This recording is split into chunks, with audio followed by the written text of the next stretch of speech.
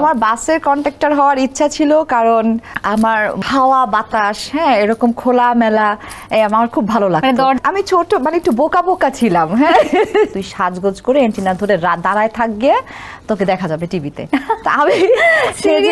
আমি সেজে গুজে এন্টিনার ছাদে গিয়ে রোদের মধ্যে এন্টিনা ধরে দাঁড়ায় থাকতাম হাসি দিয়ে। তো আমি টিভিতে দেখা যাচ্ছে আমাকে। জীবনে কি হতে চেয়েছিলেন? Air hostess. Air hostess. Romana Islam Mukti দুটো ভালো দিক আর দুটি বদ অভ্যাস। ভালো দিক হচ্ছে আমি খুব মিশুক, সত্য কথা বলি, আর আল্লাহ। বদ অভ্যাস আমি খুব আরাম প্রিয় মানুষ।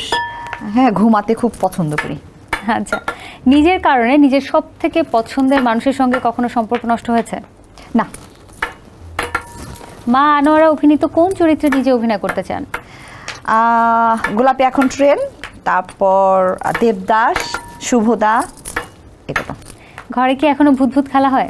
ইয়েস। আল্লাহ, কি করে জানে? আপনার সন্তানকে অভিনয় করতে চায়? না, আমিও দিতে চাই না। ও চায় না নাকি আপনি চান? না, আমিও চাই না, ও চায় না। আমার এসবে কোনো বাধা নাই, বাট ও চায় না। পছন্দের মানুষ? পছন্দের মানুষ যখন আসলে আমার পছন্দের মানুষ তো বাবা মা অবশ্যই, আমার সন্তান, তারপরে পছন্দের মানুষ অনেকেই আছে। সেটির লিস্ট আসলে অনেক লম্বা হবে, আমি না যাই ওইদিকে। প্রিয় পোশাক? আমার সালোয়ার কামিজ। প্রিয় খাবার? প্রিয় খাবার হচ্ছে ভাত, ভালো লাগে আমার। ভাতের সঙ্গে কি? ভাতের সাথে আমার খাবার খুব মানে আইটেমগুলো অন্যরকম। আমার ঘি দিয়ে, ভাত দিয়ে, লবণ দিয়ে খেতে ভালো লাগে। যে কোন একটাতে গিয়েছে এটা কাউন্ট করে নিব।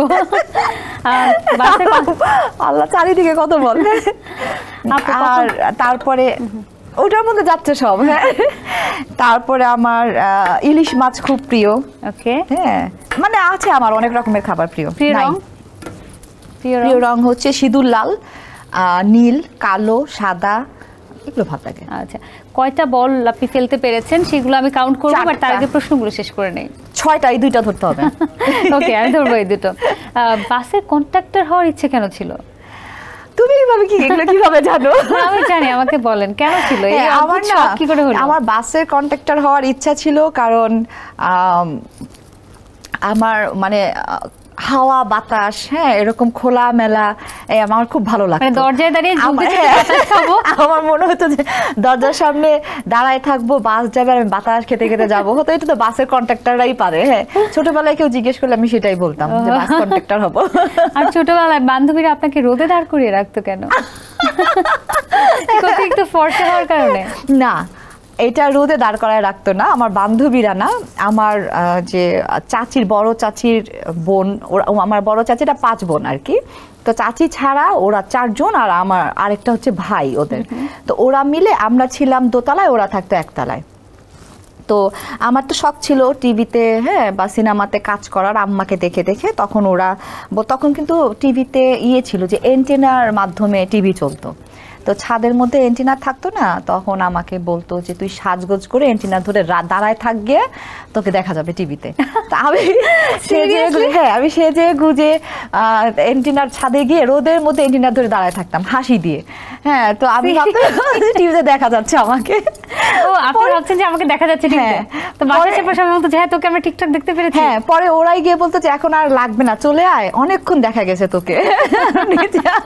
এমন করে প্রায় আমাকে ছাদে পাঠাইতো। Seriously? It was so funny. মানে সিরিয়াসলি আপনি এটা বিশ্বাস করতেন? কতদিন পর্যন্ত এটা আপনার সাথে হয়েছে? আমি ছোট একটু বোকা বোকা ছিলাম। হ্যাঁ, তো এগুলো করতাম। যখন বুঝতে পারলেন এটা মিথ্যা ছিল তখন আর কি, তখন তো বুঝলামই। হ্যাঁ, যে এরকম, তখন আমি খুব কান্নাকাটি করলাম যে আমার সাথে কেন এরকম করা হয়েছে, এরকম মিথ্যা কথা কেন বলা হয়েছে। তখন আমি কান্নাকাটি করতাম, কিন্তু আমি কিন্তু নিজেও অনেক দুষ্ট ছিলাম। একটু যখন বড় হয়েছে তখন অনেক দুষ্ট হয়ে গেছিলাম, প্রচুর দুষ্টামি করতাম।